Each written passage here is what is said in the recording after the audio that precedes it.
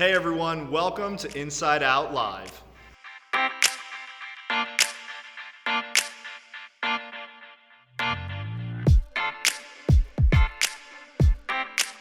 I'm so glad you are here. My name is Philip and I get the wonderful opportunity of being the new student ministries director here at Anthem Church. We've created Inside Out as a place for you, as a place for your friends, because we know that being a high schooler is tough. You want to get it right, and we want to help out. And I think that today's content will do just that. Check it out.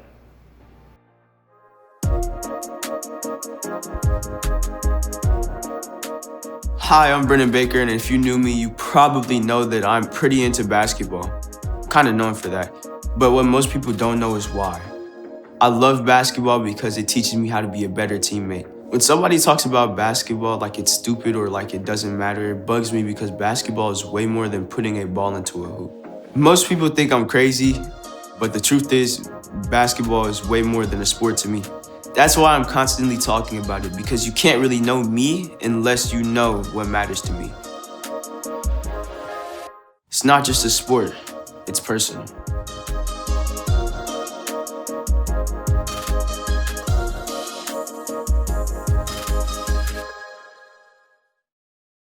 Let's start with an awkward moment, shall we? When I was a freshman in high school, I was a trombone player in the marching band. For the entire fall, I hung out with the other guys in my section at practice. Most of them were older, but for me, that was kind of cool. Okay, it was really cool. And our trip that we took during fall break was something I had been dreaming about basically since middle school. Every year, our band traveled to a nearby state for a competition, and we got to hang out with other people who actually like talking about stuff like playing the trombone.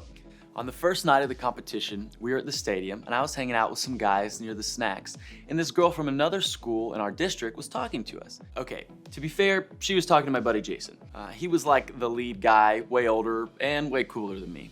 And being the type of stand-up guy that he was, Jason turned to introduce her to everyone in the group. He said, "Hey, this is Darius, this is Kyle, this is Holden," and this guy, he got to me. He paused with an awkward look on his face and said, "I'm sorry, man, what's your name again?" Ouch, I know. It was definitely the perfect time to play the sad trombone noise. Of course, it was my turn to respond, so I tried to be cool. But in that 5 seconds, it became clear to me that we weren't as good of friends as I thought we were. I mean, I didn't talk much in the group, but I hung out with those guys all the time. I was literally in his section. We had sat on the bus to the competition for hours, and he didn't even know my name. Have you ever been there? Like, where you thought you were tight with somebody and you figured out your friendship or your relationship wasn't as deep as you thought it was? It's not a great feeling because deep down, I think we all live with this expectation. Relationships shouldn't be fake. They shouldn't be shallow, and they shouldn't make you feel like you could spend a huge amount of time with someone and then easily be forgotten. Regardless of whether or not you're a really social person, I think we'd all agree that when it comes to our relationships with our friends or the people we spend a lot of time with, we want real ones, not fake ones, right? I don't want fake friends, friends who feel like they have to pretend around me, who don't care as much as they act like they do, or who don't even really know me. Whether it's the people you hang out with from the band, your teammates, the people you have a group chat with, we all want more than that. In a word, we want our relationships to be personal. There's a cheat code, by the way, or shortcut to figuring out if a relationship is personal. It's easy. You know how I know if somebody's not personal with me? They call me some generic nickname like buddy or chief, or they say, "Yo, guy." You've probably experienced this kind of fakeness. Somebody acts like they care about you, acts like they're your friend, and they keep referring to you as guy or fam or something other than your actual name, the one you've literally lived with for years, because you guessed it, it's just like my friends from band practice. They don't even know your name. And people knowing our names matters, right? It makes us feel important, known. It makes us feel like there's a connection between us and the person who knows our name. Nobody wants a fake friend or a fake relationship, but you know what the opposite of fake is? Real, right? I totally agree when it comes to sunglasses, art, and anything else I buy from wish.com, the opposite of fake is real. But when it comes to relationships, I think there's a better word. Actually, I know there's a better word. When it comes to people, the opposite of real is personal. Think about it. Somebody can be real without knowing you personally. They can be cool without being close to you. They can even know something about you, like what math class you're in, or they may even notice something like what brands you wear, but that doesn't make it personal. Being personal puts somebody in a whole different category, and that's what this series is about. If I asked you to name everyone you can think of who knows your name, how many do you think would be on that list? And I also wonder, if you did make that list, would you put God on it? Here's the thing. Some of you may have grown up hearing that God knows your name. And there are a bunch of examples in the Bible about how God knows us that closely, like when Jesus says this, "Indeed, the very hairs of our head are numbered." That's getting pretty personal. While we all might think it's a little strange to know how many hairs are on our heads, some of us struggle with the idea of God really knowing us. Maybe you feel like, does God really know me? Or is he more like that football coach that just says, "Hey, buddy," for 4 straight years? But there can be a lot of reasons why you feel that way about God. You might feel like he doesn't seem personal because I can't see God and I can't hear him talk back when I do try to pray. Or maybe you don't really know much about God or even care much about God. So it feels strange to think that he'd know your name and care about you. Maybe you've met Christians who don't seem to care about getting to know you, so then why would God? Maybe you think he doesn't seem personal because if he's real, if he's just so big, if he created everything, then what makes us so important that he would know us personally and individually? I mean, let's pretend that we all believe in a God who created everything. Are we to believe that a God that created this knows my name? While I think these are actually some real and understandable reasons, I believe that he does. I believe that he cares for me and for you. I believe that he knows not just my name, but he knows yours as well, and that he has our back. And here's why I think that. Fakeness is literally the opposite of how Jesus lived. He got personal with basically every person he met. He knew their name and their story. One of those people who Jesus interacted with that helps me believe that God is a personal God who knows our names is a guy named Zacchaeus.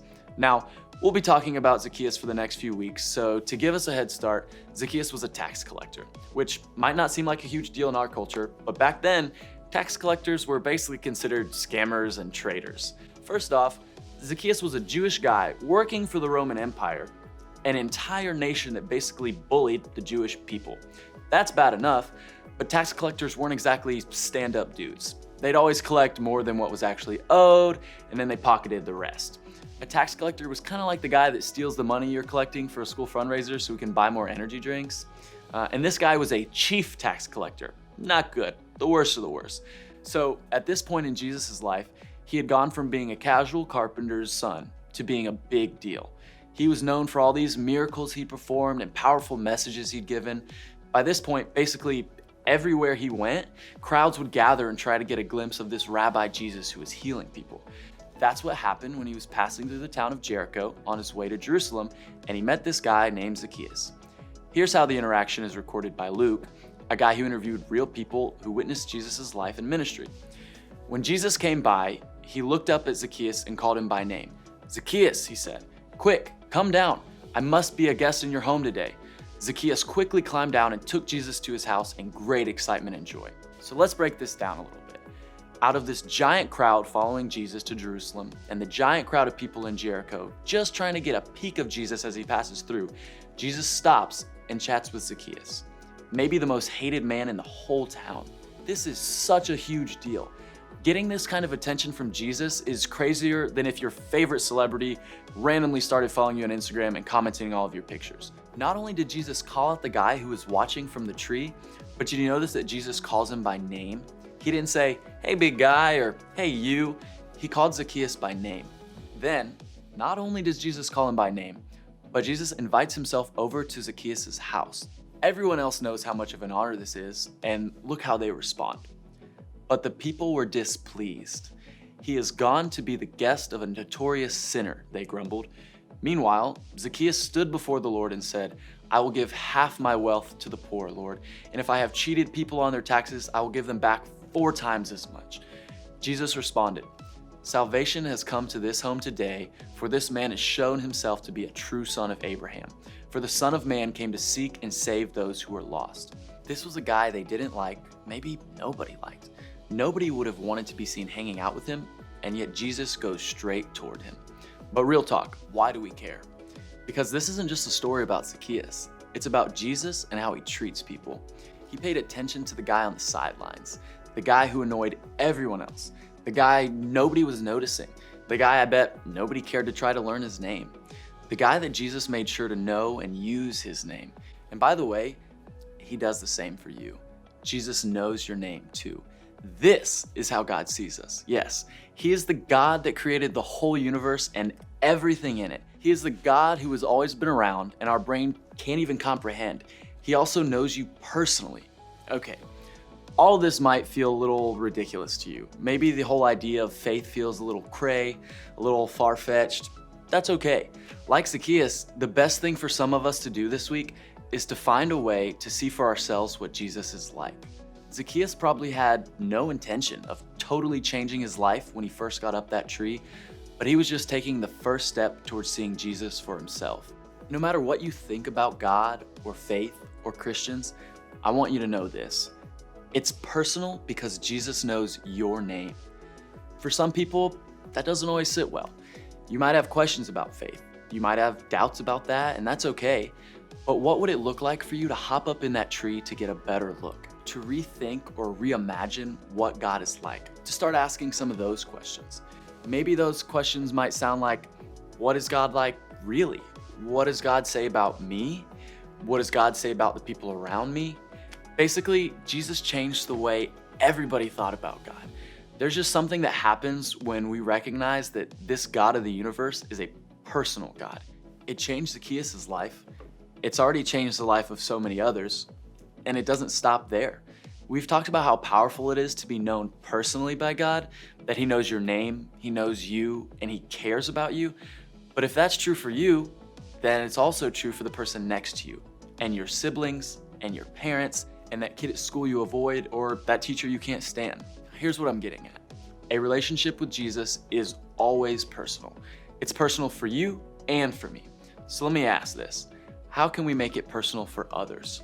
Your piano teacher, your lacrosse coach, the person you know in science class, the girl who somehow always ends up in your group projects, the guy who gets on your nerves, your best friend's little brother, the guy who maybe forgot your name that one time. They all matter just like you. And here's why that's a big deal. The people around you may not know God cares about them personally until you care about them personally. The best way to do this may start with some of the easiest steps you've ever heard. First, learn their names.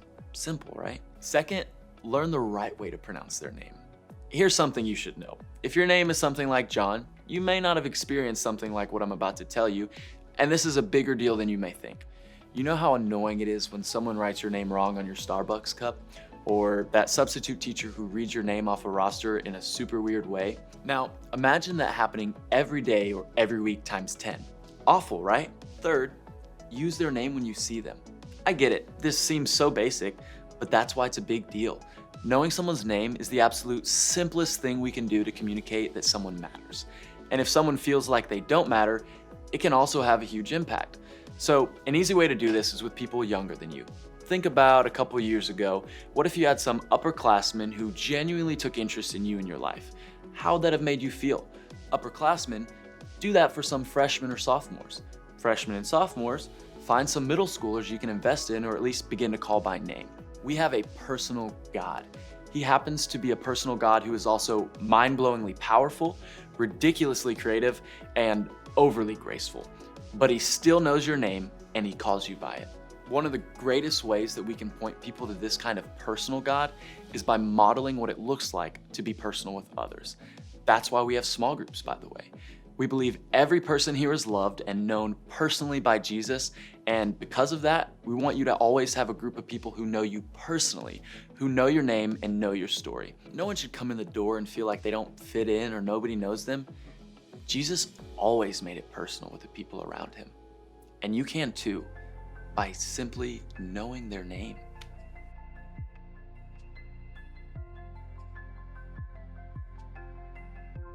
Hey everyone, I hope that you enjoyed today's content. What you're gonna do now is you're gonna move into small groups where you can discuss what you've learned and wrestle with it a little bit more with your friends and your amazing small group leaders. If this is your first time joining us, we're so glad you're here. Below, there's a link and a phone number for you to get connected with us so that we can get you connected with some more people and get you plugged in to a group. We also want to let you know that we're back live in services every Sunday at 4:30, and you can go to anthemchurch.com to RSVP, and I can't wait to see you there.